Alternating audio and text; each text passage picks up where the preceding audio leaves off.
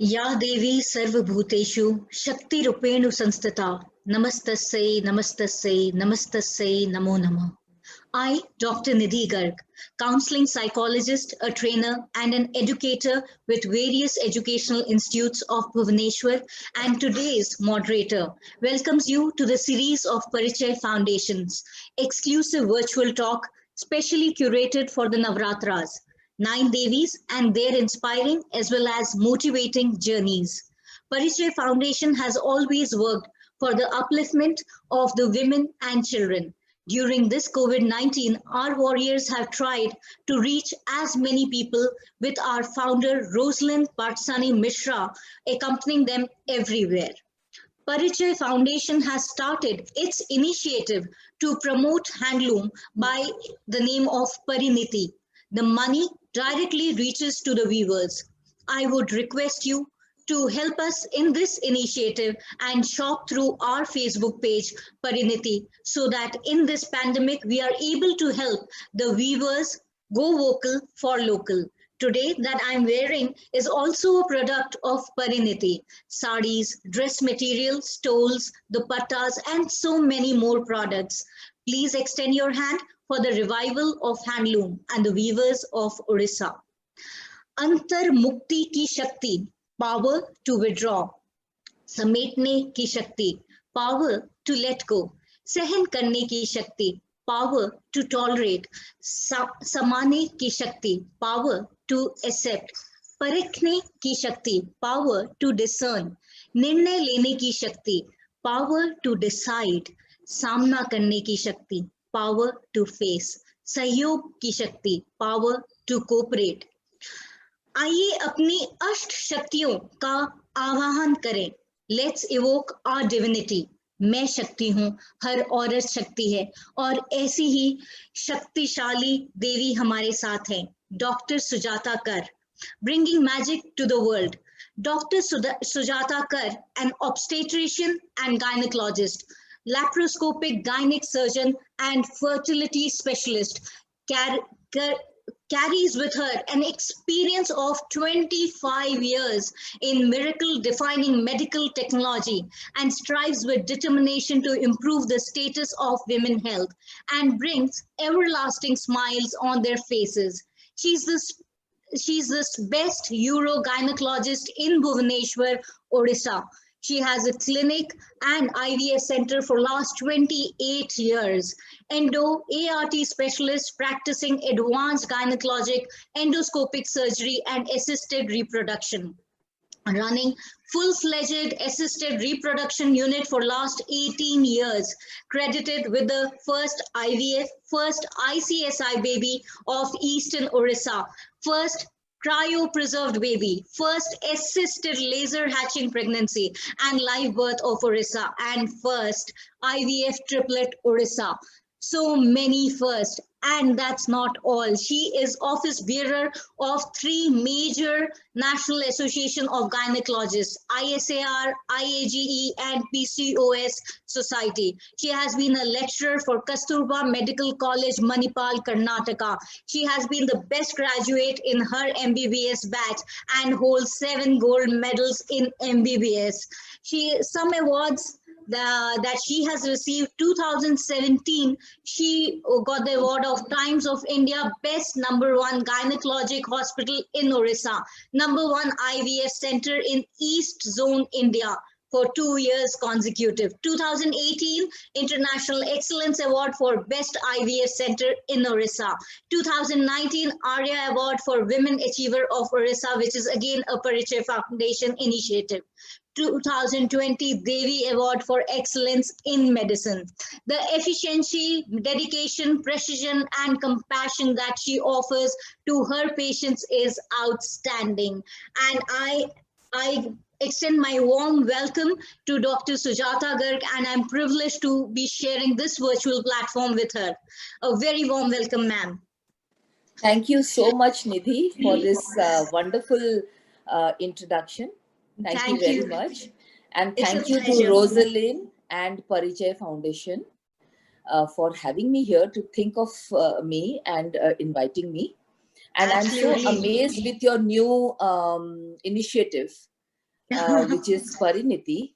It is an Thank you. excellent initiative. Thank you so much, ma'am. So, ma'am, my first question goes to you as you are a doctor. When did you decide that you want to be a doctor and gynecologist in particular? How did your journey start? Any special reason?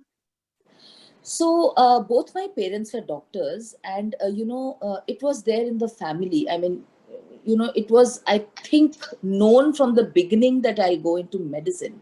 Although there were a couple of years during my school time when, had I not been into medicine, I would have become a theoretical physicist in, Bhabha Atomic Center or something like that. That was my favorite topic.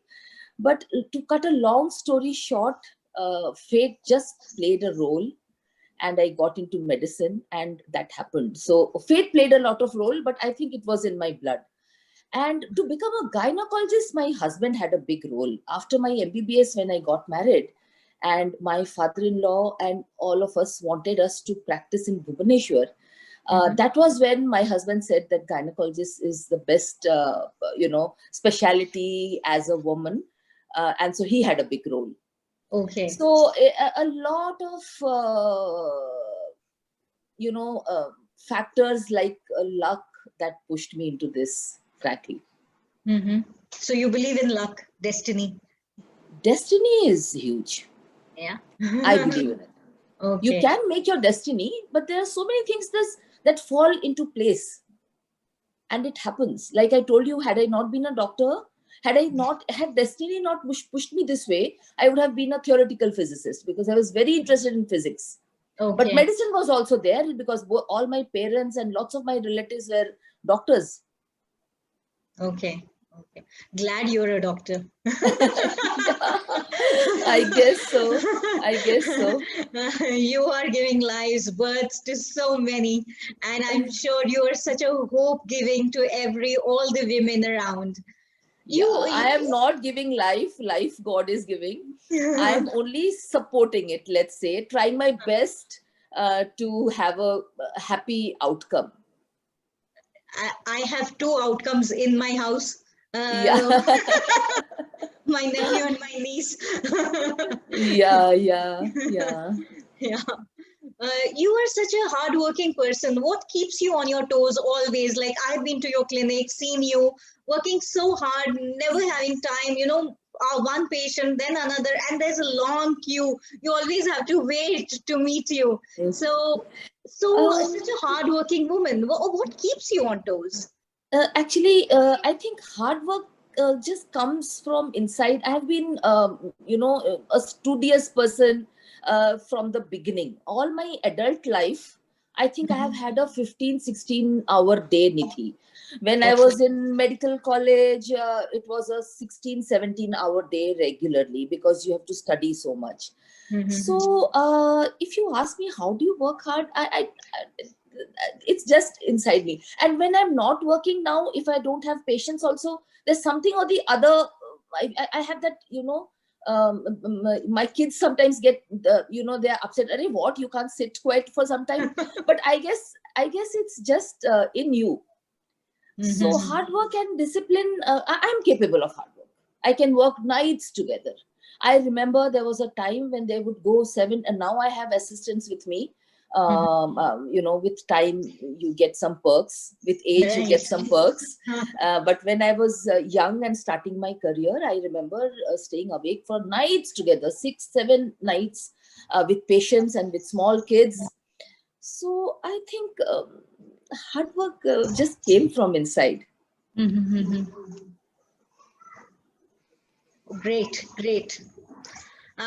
We are one of those who need to build on this hard work, and you are one who has this innate quality, I guess.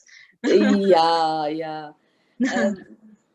Because I said, like, studying time also, sitting with the big Grey's Anatomy or Billion Love Surgery book, and just before exams, 4 hours, 4 months or so, you have to sit and study. You have to have a 17, 18-hour study schedule, which will have barely any time.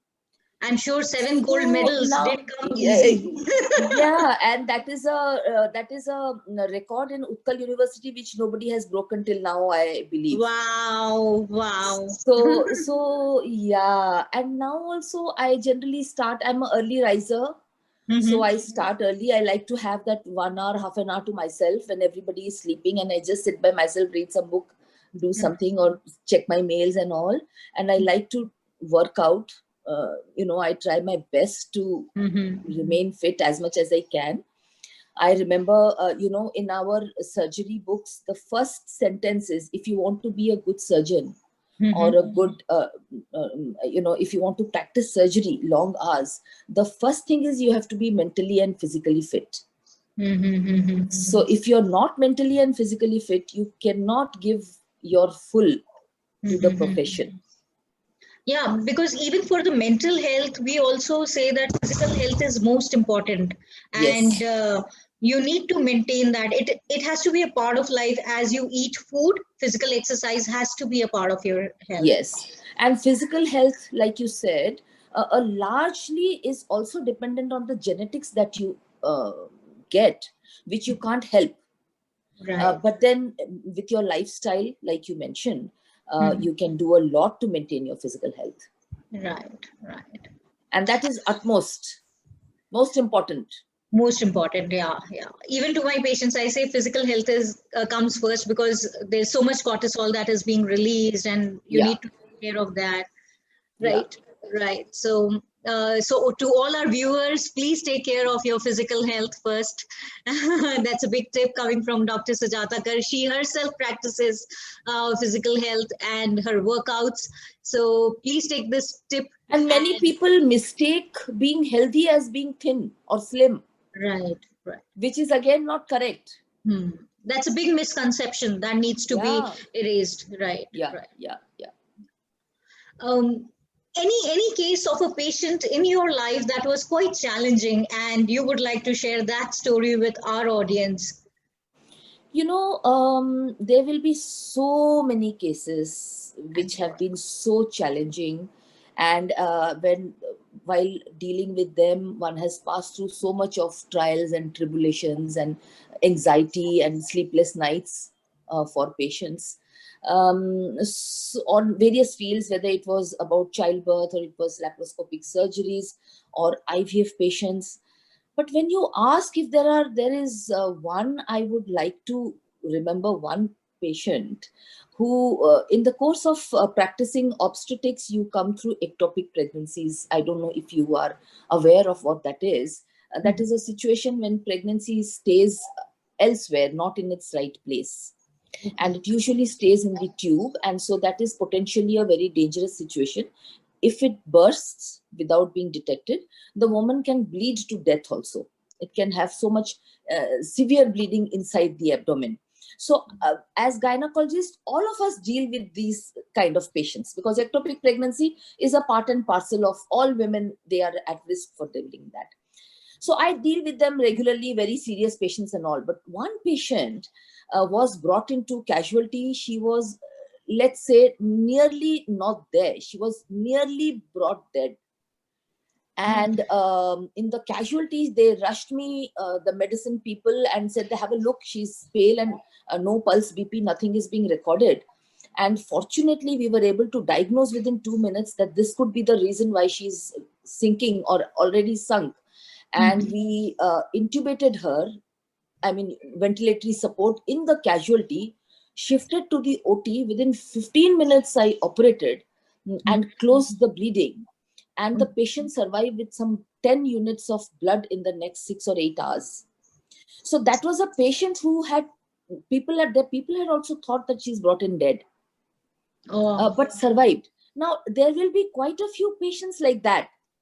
But then this patient, I remember, I mean, I can never forget, because what she does now, whatever happens, every year she will visit me. She will have no problems, but she will visit me and she'll do a long namaskar, I mean, satsang pranam, far off. Tell, I have no problem. I just came to see you.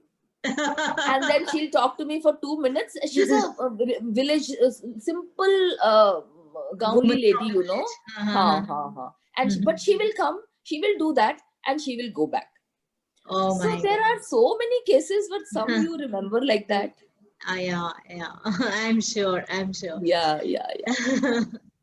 And I'm sure that there would be so many of these kind of There's so patients. many, and you know, there are, to tell you the truth, there will be so many who have not had a favorable outcome, and that leaves you with so much Pain. uh, pain, and you know, throughout your for days together you think about them.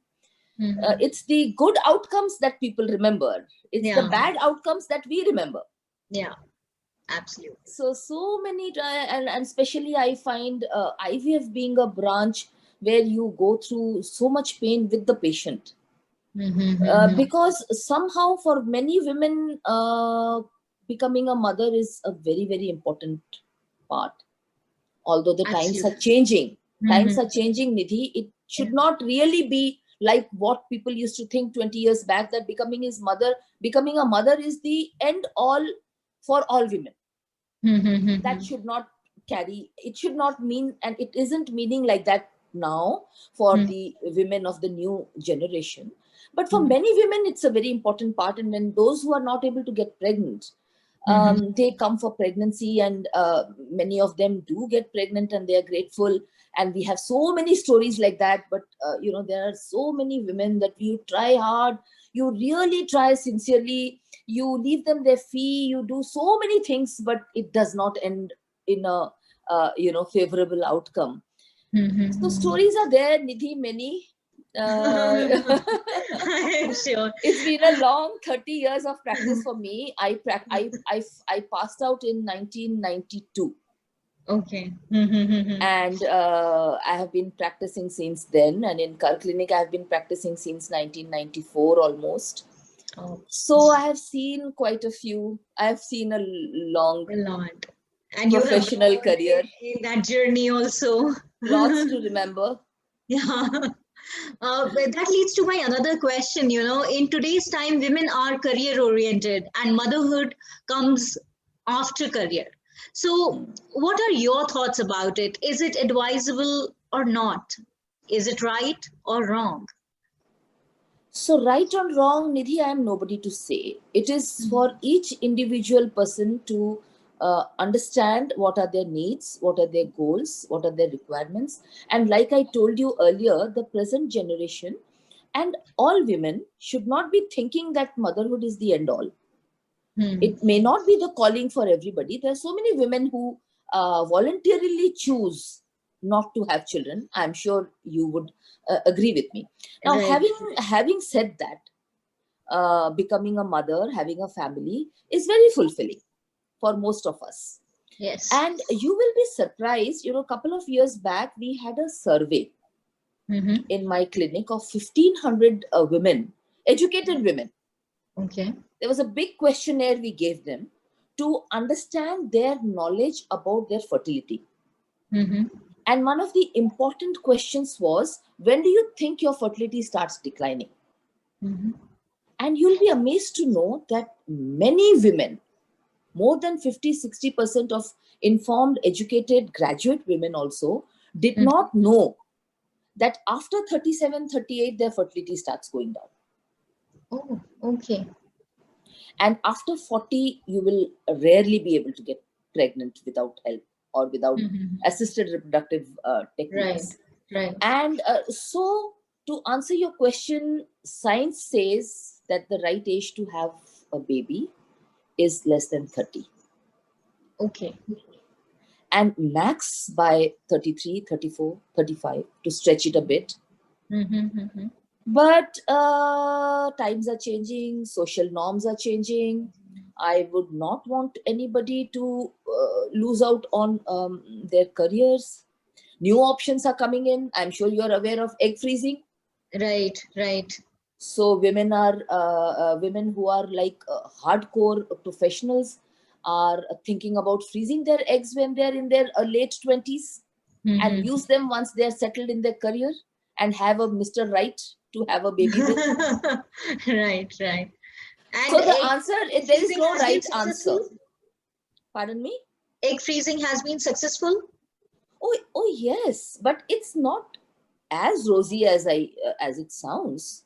But it is a alternative. It's a very expensive alternative, but it is an alternative. Girls or women who freeze their eggs when they are, let's say, between 25 to 30, and then plan to use it, let's say, after about 40, when you have, almost been through your corporate career, Right. achieved what you need. Even for medicine, by the time you finish your post graduation, etc., you are almost 30. Yeah, yeah. So yeah, it can be a viable option. Okay. Okay. So you have been the reason behind the birth of so many kids. I would want you to share, how was it when you were giving birth to your child? Now, were you calm, or you were screaming with pain like the other patients, like your patients? I wasn't screaming. Okay. And you wouldn't believe it. Nowadays, so many girls and even gynecologists, doctors themselves, when they are planning to have a baby, they don't want to go through the pain. They want to have cesarean sections. During my time, Yeah. it never had entered my head that I would not have a normal delivery and I would opt for a C-section. So for my first daughter, believe it or not, I was doing post graduation in Cuttack, SCB Medical College. It was 15th of October, around Puja. So I was in the OPD doing duty till 1 o'clock. Came back home. We were staying, my in-laws were staying in Bhubaneswar. Came back home and started labor pains around 4:30. Me and my husband drove back to Cuttack because I used to show Professor Mitra in Sankivere. And by 11:30, I had the baby. And my colleagues and my teachers and my professors didn't even know. They said, "Arey, this one was there in the OPD at 1 o'clock." Oh my God. And for my second baby, again, this is not anecdotal. It's each word is true. For my second baby, I myself delivered a baby and did a DNC, etc., etc. By 2 o'clock, went home, went into labor around 12 o'clock or midnight or 1 o'clock, and delivered early morning the next day. And took about 15 days off, went to my parents' house and came back. Oh my So goodness. I am, some people have it easy, let's put it that way. So if you are, have a certain kind of a physique, childbirth can be easy. So I would consider myself to be one of those easy. In today's time, no matter what your physique is, the first thought is C-section is better. Why go through the pain, Yes. And that is the first thought That process is because they are have. not counseled very well and they've not educated themselves very well, the girls. And the lifestyle has become such that abnormal weight gain is a major problem. Yeah, the lifestyle. And lifestyle is a major problem. Yeah, absolutely. So, I'm sure you're inspiring so many women out there to take. Yeah, and as normal. For each time I had about 3 or 4 or 5 gynecologists waiting by for me. Some of them friends, some of them seniors. So they can all vouch for the fact that I was a good patient. I'm sure. So do you feel women in today's time are also ignorant about gynecological health, or are they much aware now? No, they are aware. I think the young girls are pretty aware. The young girls who are, let's say, very much tech savvy, and they, love to Google and stuff like that. That is a double-edged sword. Googling their problems and all that. But I guess in our part of the country, it is a little less, because so many women and girls are not aware of a simple thing called pap smear. So when you ask that question, I would say that women are aware. But the focus is not always at the right place. Right.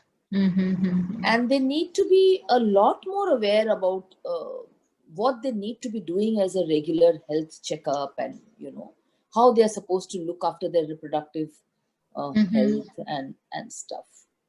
Okay. So my next question would be, what would be the few tips that every woman should follow in her day-to-day life for her gynecological health? If we start from young girls, not young girls, let's say young adults. Okay, like 20 years old? Yes, 20 and above? young adults, 21. Yeah. Okay. 21 and above. Okay. To maintain a gynecological health, it's very, very important to be aware of what are the risk factors for infections. Because those are the long-term problems. So in that respect, a healthy sexual life would be very important. To understand the importance of having a healthy sexual life, to have single partner and less number of partners, to use reproductive healthcare, infection prevention things like personal hygiene, to use contraception whenever needed and not go through unwanted pregnancies, to go through a regular pap smear, which is a very simple, cheap test, wherein the discharge, or a vaginal cervical discharge, is tested. Hardly costs about 200 rupees, takes about 5 minutes to do, but so many young people are not aware. As I said, in this line, they should also be aware of the importance of taking cervical cancer vaccine at the right time, and which should be taken before adulthood and before becoming sexually active. Okay. So, and once planning pregnancy is again to space your pregnancies, plan it at the right time, plan it at a time when you are having a healthy mental, physical, professional health, and you have developed a good lifestyle.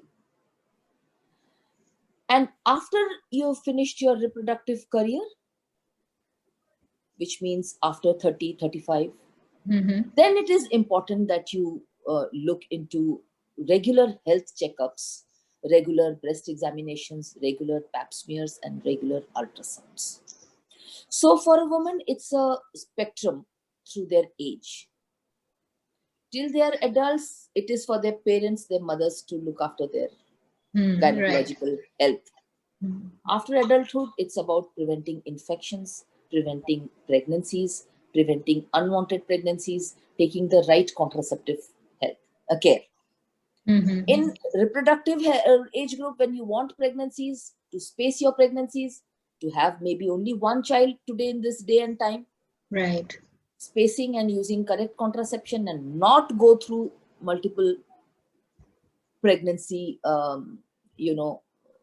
terminations. And later in age, to look after the other conditions like I told you. Right. I'm sure a lot of people have learned a lot of things today, including me. Okay. Thank you. Yeah. One remarkable incident in your life that you draw inspiration from?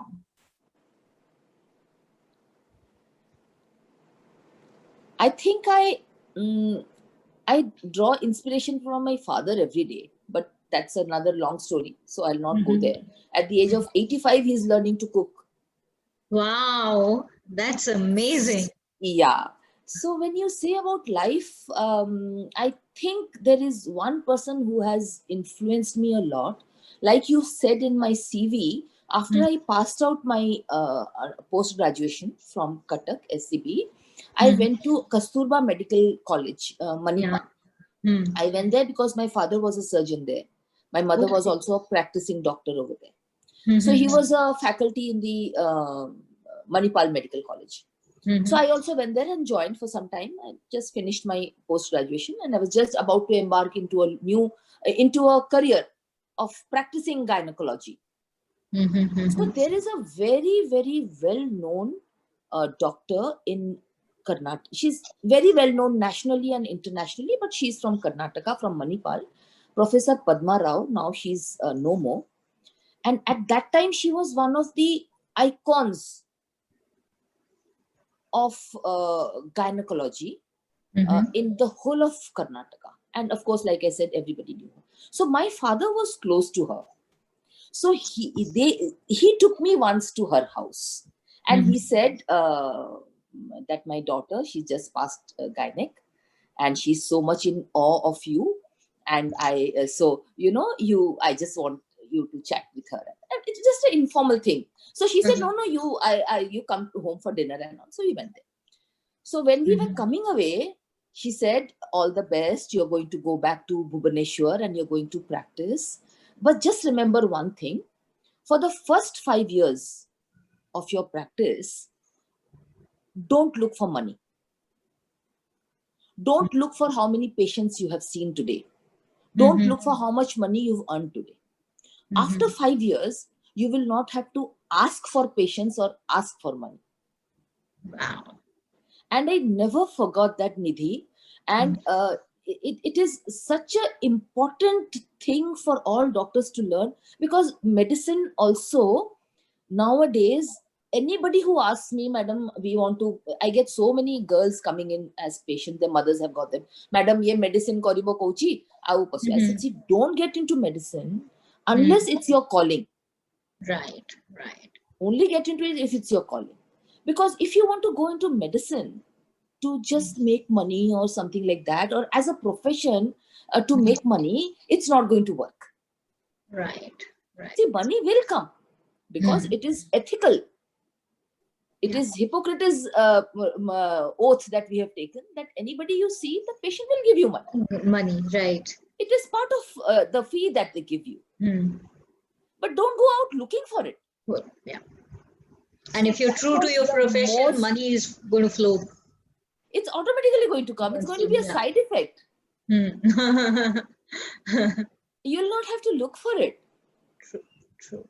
So that was the most inspiring person I have met in my life. Wow. After my father, who's the first. Because my father is a surgeon, by the way. He's a gastroenterologist surgeon. He has taught me each and every principle of surgery. Okay. And is any of your daughter? I think one of your daughter is studying medicine or the elder one is already a radiologist. Okay. And the younger one is studying undergrad in US, and she hasn't carved out a path for her. Okay. And we've never told them to get into medicine. Let's see what she does. I don't know. Okay.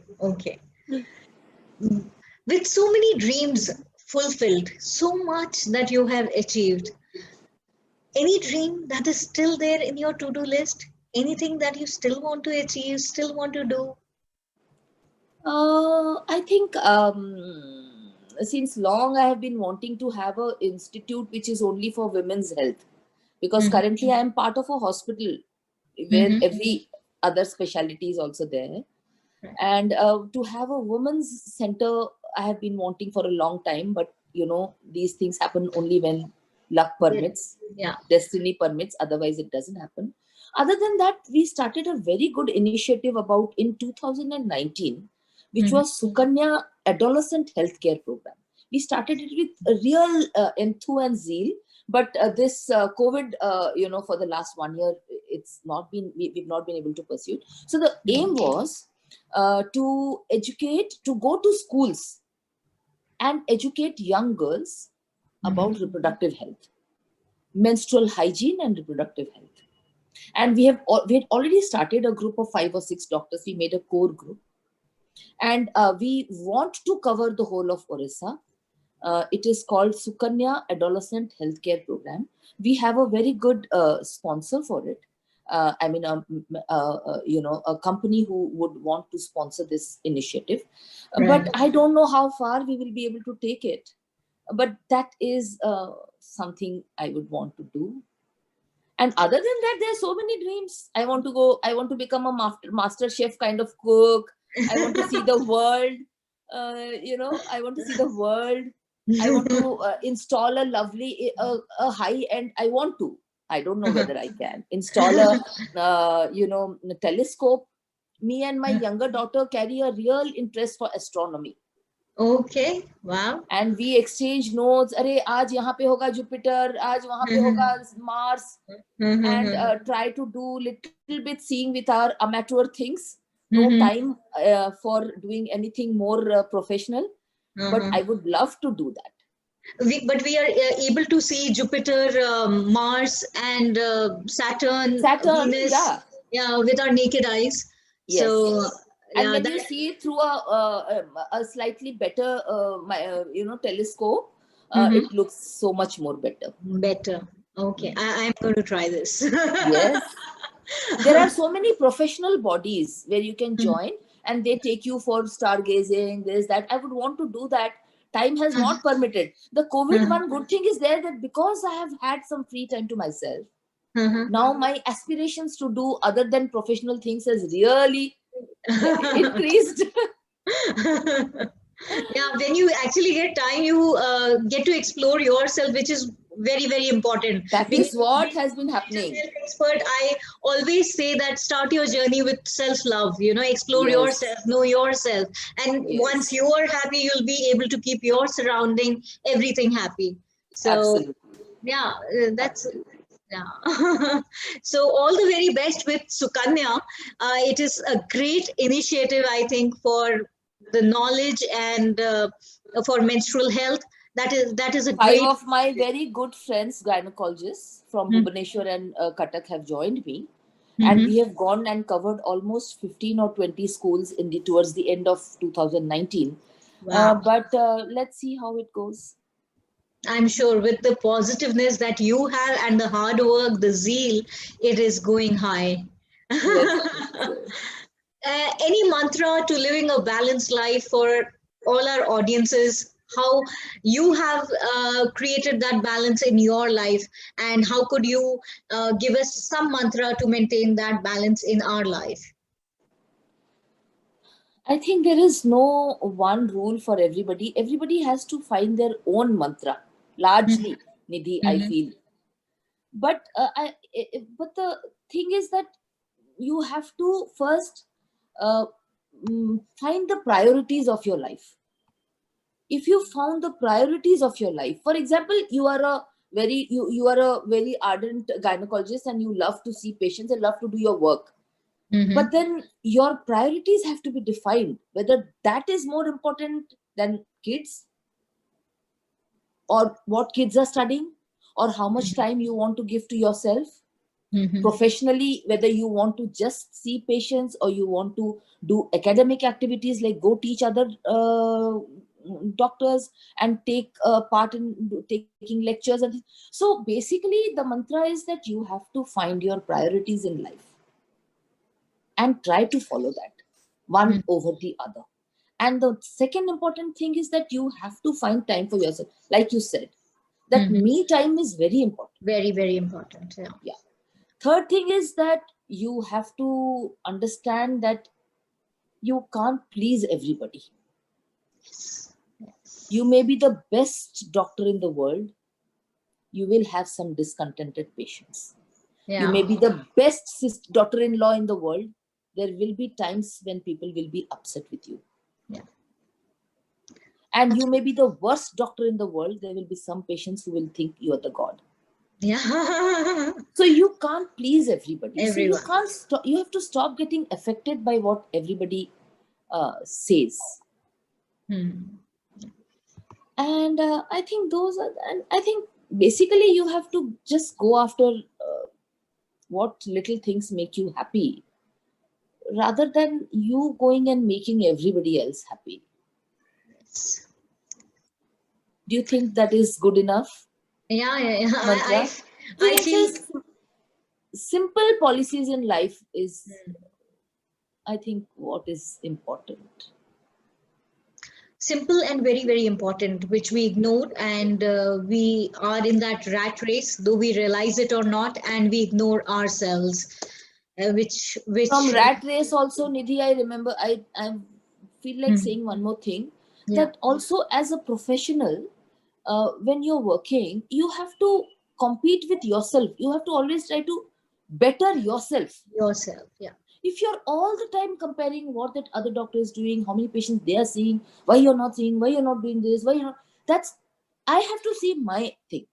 If yeah, I am able to do a surgery of this caliber, I want to do next level surgery. right. If I am able to take care of this category of patients, I want to take care of a higher category of patients to the best of my capability. I can't go around looking at other people what they're doing. Yeah. So rat race is So if one has to compete with one own with self, yourself. becoming better every day, and with every opportunity coming by. It was lovely talking to you. We have our audiences putting in questions. So I will be taking one question after the other. We have almost 6 to 7 questions. So first question, it's by some anonymous attendee. He or she asks, how do you find time for life after being in such a busy profession? I just let go at times, and it can only happen if I leave Bhubaneswar. So believe me, I love to take a vacation. And again, it's very easy to say at this stage in my career, I can take vacations. Maybe I wasn't able to do that 15 years back. I had no time with work and all that. So now it's easy. So I guess have patience. Sometime or the other, a time will come when you can give time to yourself. But you have to basically just drop everything and leave. Yeah. I hope she has got her answer, that you need to take that me time, put everything off and go on a vacation, or choose your ways to entertain And in yourself. life, you have to take help. You have to learn to take help. Yeah. Which means you have to request your mother-in-law, take care of my kids so that I will go for a training for 7 days. I've done that. Yeah. So or you have to have a husband. You have to say, "Bhai, you have to look after the home now for 3 days. I have to go for this conference." Something like that. Right. You can't survive without help. Hmm. And people who think I will do it all by myself, it it doesn't happen all the time, and you can't be burdening yourself and taking all the responsibility on your shoulder and expecting everything to be smooth. It doesn't happen. You need help of everyone around you. Yes. Absolutely. Yeah. Absolutely. So there is another viewer who says, I have PCOD problems. What is the best way to deal with them naturally? So PCOD is a very complex disease. If she is asking naturally, I would say naturally lifestyle change is the only way you can deal with it. And lifestyle involves weight, which should be correct for your height, which means your BMI, exercise, proper diet. Exercise means 1 hour of daily proper exercise, which makes you sweat. Proper diet, which means no sugar, no refined carbohydrate. Proper sleep, at least 7 hours of uninterrupted sleep. Which I think today's These are generation. the four, yes. These are the four lifestyle changes naturally you can do to keep PCOS in control. Okay. Moving on to the next question, how do you handle parents who come for abortion? Couples who come for abortion? Yeah, yeah. There should not be anything much to handle because it's a legal thing in our country. So generally we ask them if it is a first pregnancy. I always not only counsel, I write down in my prescription that patient has been counseled not to terminate. And if it isn't a first pregnancy, or if it is an unwanted pregnancy, and then we have something called a C form, which patient fills up as to why they want to terminate. And the commonest cause is failure of contraception. And so I don't know why they ask this question, because abortion is pretty legal in our country up to a certain stage. So you make the right paperwork and you can kind of do it. After all, it's the parents' rights to decide. You know, I hope that answers. I don't know why this question. Okay. Moving on to the next question. Does it mentally affect you when your patients and family come knowing that it is a girl child and they want an abortion? Well, now this is a very good question. I'm so happy somebody asked so that I can answer it properly. Now, for the last so many years, we have this PCPNDT rule, which says that you cannot terminate a female child. You cannot even do a sex determination, right? Right. So anybody who walks in and tells me anything like that, because the law says that anybody who asks for termination is also can be reported. Anybody who does also can be reported.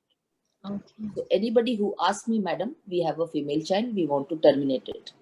I said, it will take me 1 second to call up the police thana. Because I am supposed to report you. So do people... That is my true answer. This is what we do. So in this time also, when there is so much awareness about a girl child and how girls are improving and they are doing wonders, still people come up with this?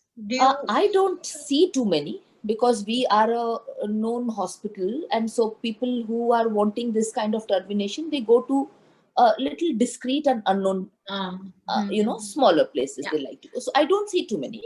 But yes, I do have people coming in once in a while to request, we would want to see what is the sex of the child and we would want to terminate. And this is our standard answer for the last 15, 20 years that the law has been there.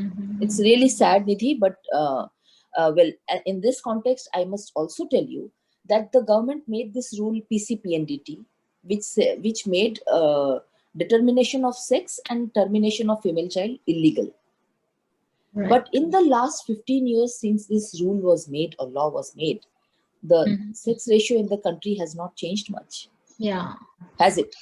No, it hasn't. So it speaks volumes about the law. It just puts a lot of pressure and a lot of unnecessary paperwork for the doctors, for the ultrasound clinics, and it gives leverage for people to exploit and harass doctors, I'm sorry to say that, but it hasn't really helped the sex ratio. Tell me, has it helped? No. It's the worst in the North Indian states like Haryana, Punjab, Rajasthan. Yeah. So the law hasn't helped. It's the society that needs to change. Everybody knows if there's a demand, there will be providers somewhere or the other. So, well, for us, it's very easy. This is our answer to say to whoever asked the question, is that we tell them that we threaten them that we will report them. Okay. Moving on to our next question, Jyotsna, she asks, rumors around us say that if a teenager has sex, they get a broad thigh and hip. Is it true? And do sex really affect the physique? And please clarify this particular doubt, because it is a big issue in every hourglass physique girl. Well, think rationally, think scientifically. Sex can certainly not give rise to broad thighs. And what else they asked? Hips and all. It cannot. The only thing sex will give rise to is unwanted pregnancy and infections, genital tract infections, which can be there for lifelong and can have long-term drastic consequences. The other things that were asked are no meaning. It's not true. She's also asked whether pregnancy does this, broad thighs and hips. Well, if somebody gets pregnant and has a baby, Mm-hmm. It then does you affect the can physique. Yes. put on weight. Yeah, that's a known fact. Unless you maintain yourself during pregnancy and afterwards, you can get back your normal figure. So, Jyotsna, sex cannot lead to any kind of broad thighs or hips, but yes, pregnancy does, because that is a known fact. Moving on to our next question, if you have to suggest for menstrual cycle, is it good to use menstrual cups instead of pads or tampons? Menstrual cups are fine. They are hygienic, but they have to be properly used. Okay. If somebody knows how to use them properly, how frequently to change them, and how to wash them, and how to fit them, they are not a bad option. Yeah. Okay, so you can use menstrual cups instead Yes, of they would pads. be much more hygienic than using a pad for a long time, for instance. People who are working, traveling, going for a long distance, traveling 2-3 hours, and then, they are unable to use a restroom or unable to change, etc., for 7-8 hours, or no, 6 to 8 hours, which is harmful. In those kind of a situation, cup would be ideal. But then I said it comes with, knowing how to use it. So a pad or a tampon should be used for how longer, and they need to be changed? So menstrual hygiene is very important. If you're using a pad, it should be changed every 3 to 4 hours, irrespective of the fact, even if it's not soaked. And the tampon also should be changed within 4-5 hours. Okay, okay. That's a great tip for a lot of people. Yes, because blood and discharge collects bacterial growth. So bacteria and fungi can grow in that blood in 2-3 hours. Okay. There is one more woman who's asking, you are an inspirational woman who has given life to so many babies. What inspires you? I think we've had a discussion on that. Yeah, we did. Lots of people in our lives inspire. We have to understand that. There is one more question coming from Mr. Samal, who asks, what is your opinion regarding the present situation regarding COVID? What is the possibility of vaccine? How long do you think it will take for a vaccine to come? Whether the vaccine will come for sure. And how long vaccine will take to come is a political question. Okay. Which means politicians would want it to come very soon.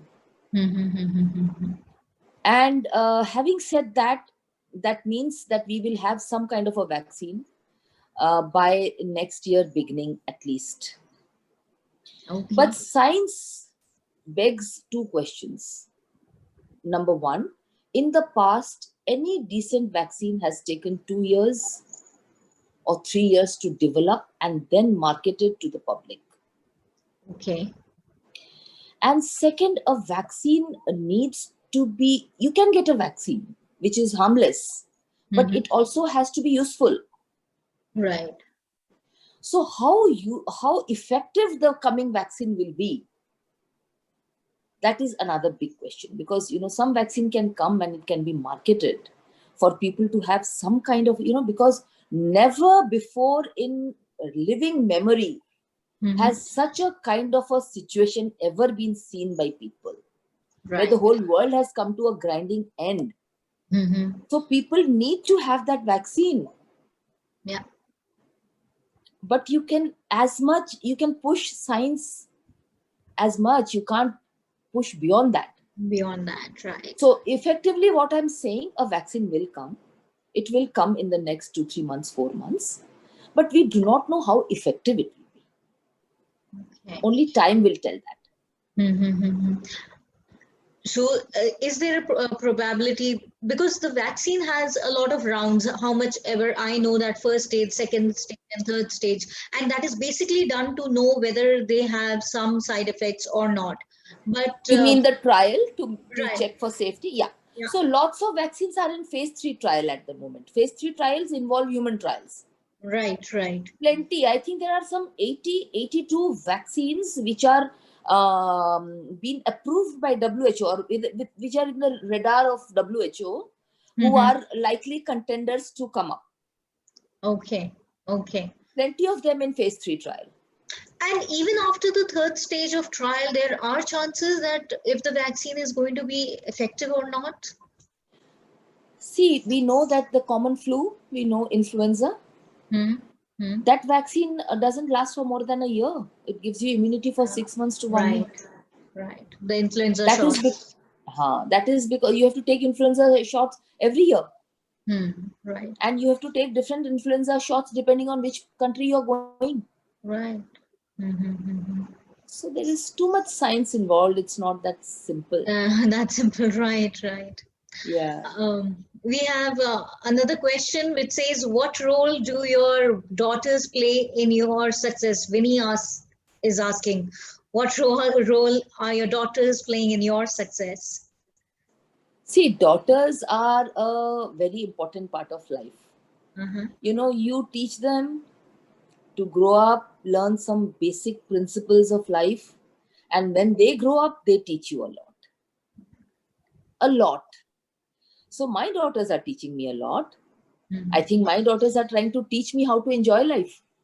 And I would like to learn that at this stage, because I have barely had time to, enjoy life as it is. So yes, daughters will teach you a lot. Yeah, and I think daughters really play a vital role, especially in a mother's life. They are the best because friends. After a certain stage, they become your friends. Friends, yeah, absolutely. Yeah. There is last one more question coming from Rupanshi, who says, hi, after 40, there are many women who face irregular periods. Even their tests show a far off menopausal symptoms, otherwise perfectly healthy. What should be done for this uncertainty? They are having irregular cycles, which is normal after 40. Okay. Then what was the question? Even their tests show a far off menopausal symptoms, otherwise perfectly healthy. What should be done for this uncertainty? Probably this is normal. I think the person is trying to ask that having irregular cycles, but menopause is far. Okay. Yeah. The tests are showing. Yeah. So I mean, it's fine. The menopause is not a one event. It's a phase, and it can last for years. So 40 you can start and actually become menopausal around 50. That's fine, I guess. That's fine. Yeah.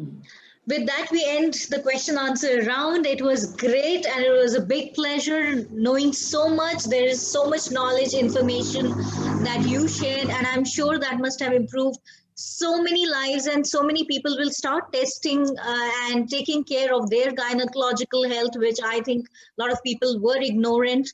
So I'm sure people are much more aware, and thank you so much for giving us this time. And you are in true sense of the term, the Devi, the Shakti. We say, Ya Devi Sarva Bhuteshu Shakti Rupenu, Buddhi Rupenu, Shanti Rupenu. And I feel all those qualities I see in you. It is a great pleasure to be talking to you, knowing you, and learning so much from you. Thank you so much for giving your time to all of us. And rendering this thanks from Parichay Foundation. Rosalind Di has always been an inspiration, and so are you for us, for our platform, and for our audiences. Thank you very much, Nidhi. It was lovely talking to you, and wishing you all the best. And you said correctly, Rosalind, somehow the couple of years that I have known her, she has a different aura, and she becomes friendly so soon with every category of people, and all the time smiling. And I don't know if she's there or not in this panel, but whatever it is, so wishing you people all the best for your foundation, and especially the Pariniti. I wish I had also worn a lovely sari, handloom sari like you. But thank you very much, Nidhi. It was lovely. Thank you so much. I would end this webinar, and thank you for all these audiences who are learning, thinking, and you learned from you so much with a hymn, as it is the Navratri special. Sarva Mangalyas Adike Shive Sarvati Sharanya Trambake Gauri Narayani Namastute. Thank you so much, everyone, for joining us. Bye bye, Nidhi. Bye. Bye. Take care.